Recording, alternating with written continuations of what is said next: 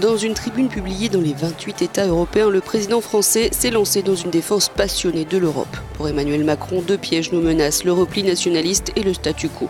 S'adressant dans les 28 langues de l'Union, il fait donc des propositions à l'approche des élections européennes et appelle à la mobilisation pour un vote décisif. Ces trois axes, liberté, protection et progrès. Il veut une remise à plat de Schengen, renforcer la défense européenne, mettre en place un bouclier social, créer une banque pour le climat ou encore mettre sur pied une agence européenne de protection des démocraties. Ce week-end, à la télévision italienne, après des tensions avec Rome, Emmanuel Macron avait déjà appelé à l'unité face à la montée des populismes et des eurosceptiques. La force du peuple européen, c'est d'être plusieurs peuples.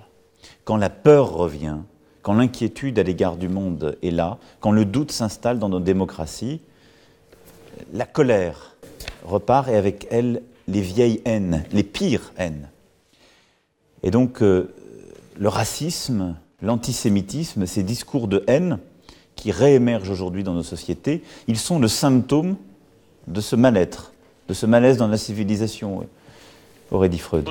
Cette tribune contre les exploiteurs de colère soutenue par les fausses informations marque sans doute le point de départ de la campagne électorale européenne dans un contexte inédit de préférence nationale entre Brexit et America First.